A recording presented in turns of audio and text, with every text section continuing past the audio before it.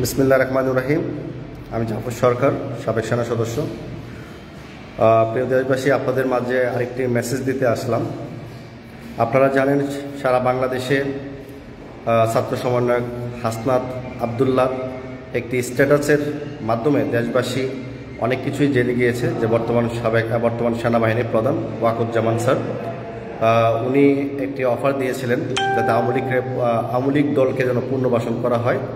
তো এই বিষয় নিয়ে সারা বাংলাদেশের মানুষ ক্ষুব্ধ সেনাবাহিনীর প্রধানের উপর।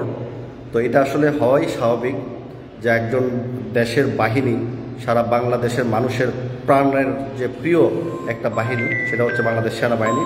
তাকে সবাই ভালোবাসে এক নজরে। তো সেই সেনাবাহিনীর প্রধান যদি একটি দলকে সাপোর্ট দেয়, সেটা অত্যন্ত দুঃখজনক বিষয়। হ্যাঁ, অত্যন্ত দুঃখজনক বিষয়। এর পূর্বেও শেখ হাসিনাকে সাপোর্ট দিয়েছিলেন সাবেক সেনাবাহিনীর প্রধান জেনারেল আজিজ আহমেদ সাহেব। ওনার উপরও দেশের মানুষ অনেক রাগ ক্ষুব্ধ এখন পর্যন্ত আছে। তো বর্তমান সেনাবাহিনীর প্রধানের উপর মানুষের একটা আস্থা, বিশ্বাস, সম্মান, ভালোবাসা পুরাটাই ছিল। হঠাৎ সেনাবাহিনীর প্রধানের যে বিশেষ তথ্যগুলো জনগণ জেনে গিয়েছে, এটা খুবই, আমি কি বলবো, এটা সেনাবাহিনী একটা লজ্জাজনক আমি মনে করি। তো আমি প্রিয় দেশবাসী সকলকে আমি বলতে চাই যে সেনাবাহিনীর প্রধান উনি একটা বাহিনীর প্রধান, পুরা সেনাবাহিনী কিন্তু উনি না। ওনার যতক্ষণ ওনার চাকরি আছে ততক্ষণ পর্যন্ত উনি সেনাবাহিনীর প্রধান হিসাবে আছেন। তো আমরা সেনাবাহিনীর উপর যে আস্থা, বিশ্বাস, ভালোবাসা, সম্মান আছে সেগুলো আমাদের ধরে রাখতে হবে। কারণ সেনাবাহিনী কখনোই মানুষের সাথে বেইমানি করে নাই। কিছু ঊর্ধ্বতন কর্মকর্তারা যারা আছে তারা একটি দলের নির্দিষ্ট হয়ে, আওয়ামী লীগের নির্দিষ্ট হয়ে তারা দেশের জনগণের উপর তারা আধিপত্য বিস্তার, শেখ হাসিনার আধিপত্য বিস্তার রাখার জন্য তাদেরকে সহযোগিতা করেছে। তার মধ্যে অন্যতম এখন প্রকাশ হচ্ছে জেনারেল ওয়াকুজ্জামান বর্তমান সেনাবাহিনীর প্রধান স্যার। তো আমি সবার কাছে অনুরোধ করব, আমরা যেন কোনো সেনাবাহিনীর বিরুদ্ধে যেন কোনো অবস্থান বা ফেসবুকে পোস্ট বা লাইভ না করি। কারণ সেনাবাহিনী দেশের সম্পদ। আমরা যেভাবে হোক সেনাবাহিনীকে জনগণের সেবক, রাষ্ট্র বাংলাদেশের সার্বভৌমত্ব রক্ষার যে বাহিনীটা, তার উপরে যেন আমরা সর্বোচ্চ আস্থা এবং ভালোবাসা আমাদের থাকে। কারণ সেনাবাহিনীর প্রধান যাবে, আসবে, কত সেনাবাহিনী প্রধান গিয়েছে ইতিপূর্বে, সামনেও আসবে। তো সেনাবাহিনীর প্রধানের চাইতে আমাদের সেনাবাহিনীটাকে মূল্যায়ন করতে হবে। তো আমরা আশা করি সেনাবাহিনী জনগণের সাথে ছিল, আছে, ভবিষ্যতেও থাকবে।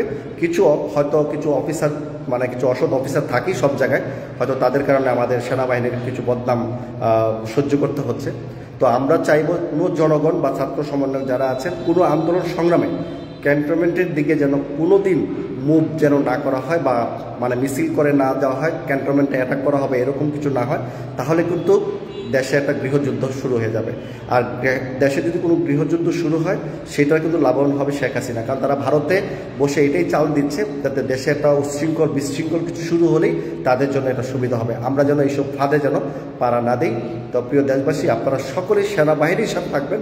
সেনাবাহিনীর প্রধান যদি অন্যায় করে থাকে, ওনার সাজা হওয়ার সুযোগ আছে বাংলাদেশে, আন্তর্জাতিক আদালতে সব সুযোগ আছে। তো আমি মাননীয় সেনাবাহিনীর প্রধান স্যারকেও একটু অনুরোধ করব, এই শেখ হাসিনার আমলে বাংলাদেশে কত হাজার হাজার নিরীহ মানুষকে গুলি করে হত্যা করেছে, আমাদের কত আলেমুলামাকে আমাদেরকে গুলি করে হত্যা করেছে, আমাদের 57 জন পুলিশের আর্মি অফিসারকে গুলি করে হত্যা করেছে, এবং কত মানুষকে খুন গুম করে হত্যা করেছে।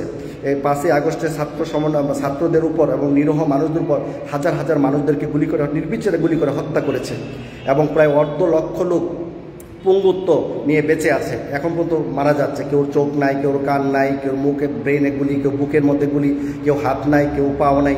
এই যে একটা অমানবিক সরকার, আওয়ামী লীগ সরকার যে প্রতিষ্ঠা করে গেছে খুন খারাপি করে, ওনার জন্য সাফাই গাওয়া এটা সেনাবাহিনীর প্রধান হিসাবে আমি মনে করি এটা স্যারের জন্য এটা অত্যন্ত লজ্জা। আমি মনে করি যে উনি একটা দেশের উচ্চ পর্যায়ের শাসক হিসাবে ওনার নিরপেক্ষ পালন করাটাই জনগণের জন্য অত্যন্ত ভালো ছিল, দেশের জন্য গুরুত্বপূর্ণ ছিল। তো দেশের মানুষ অনেক কিছুই বলছে বর্তমানে সেনাবাহিনীর প্রধানকে নিয়ে। তো আমি মনে করি সেনাবাহিনীর প্রধান একজন ব্যক্তি, ওনার অপরাধের দায় আমাদের বাংলাদেশ সেনাবাহিনী নিবে না, সেনাবাহিনী নিতেও আমরা দিব না। কারণ বাংলাদেশ সেনাবাহিনীর সদস্যরা যারা আছে তারা দেশের মানুষ, দেশকে ভালোবাসে, দেশের জনগণকে ভালোবাসে। তারা সার্বভৌমত্ব রক্ষার জন্য 24 ঘন্টার জন্য প্রস্তুত আছে, তারা যে কোনো মোকাবেলার জন্য প্রস্তুত। তো একজন ব্যক্তির জন্য আমরা যেন পুরো সেনাবাহিনীকে খারাপ না বলি, কোনো সেনাবাহিনীর বিরুদ্ধে যেন আমরা অবস্থান না নিই, সেই বিষয়ে আমি সকলকে সতর্ক করছি। যেন আওয়ামী লীগ এবং শেখ হাসিনা ভারত থেকে যেন কোনো ধরনের সুযোগ যেন না পায়, যে সেনাবাহিনীর সাথে জনগণের সংঘর্ষ হচ্ছে, এই ধরনের কোনো সংঘর্ষ যেন আমরা না জড়াই। সেনাবাহিনীর প্রধান যদি একটি দলের মানে একটি দলের প্রতিনিধিত্ব করতে চায়, এটা আমি মনে করি এটা রাষ্ট্রদ্রোহী কাজ, এটা দেশদ্রোহী কাজ। কারণ সেনাবাহিনীর একটা মানে বাহিনী কখনো একটা দলকে সাপোর্ট দিতে পারে না, এটাই হচ্ছে আমাদের কথা, এটা আমরা সকলেই জানি। তো সেনাবাহিনীর যদি কোনো সেনাবাহিনীর প্রধান যদি কোনো অপরাধ করে থাকে, তার বিচারের জন্য আমরা চাইতে পারি রাষ্ট্রের প্রধানের কাছে, তত্ত্বাবধায়ক সরকারের প্রধানের কাছে। আমরা ওনাকে যেন বাদ দেওয়া হয়, নতুন সেনাবাহিনীর প্রধান তৈরি করা হয়, সেই বিষয়ে আমরা সকলে প্রস্তাব রাখতে পারি। কিন্তু সেনাবাহিনীর জন্য আমরা আছি, সেনাবাহিনীও আমাদের পক্ষে থাকবে, আমাদের পক্ষে আছে। তাই আমরা সেনাবাহিনীকে সর্বোচ্চ দিয়ে সম্মান করবো, ভালোবাসবো, এটাই হোক আমাদের অঙ্গীকার। তো যে যেখানে আছেন ভালো থাকবেন।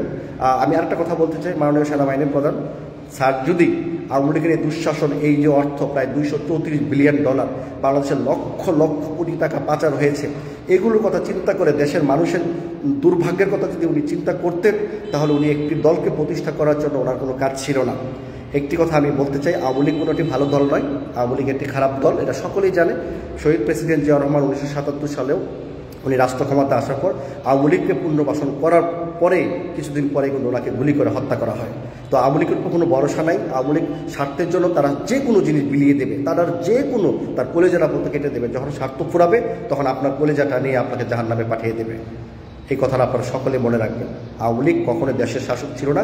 যদি আওয়ামী লীগ যদি দেশের শাসক থাকতো, শেখ মুজিবুর রহমান সাহেব যদি দেশের একজন প্রিয় নেতা, জনগণের জন্য প্রিয় নেতা থাকতেন, দেশের জন্য কিছু করতেন, সত্যিকার অর্থে যদি উনি মুক্তিযুদ্ধ করতেন, দেশের জন্য যুদ্ধ করতেন, তাহলে উনি মারা যাওয়ার পর তাহলে আওয়ামী লীগের উপর মানুষের একটা আস্থা থাকতো, আওয়ামী লীগের উপর মানুষের একটা ভরসা থাকতো।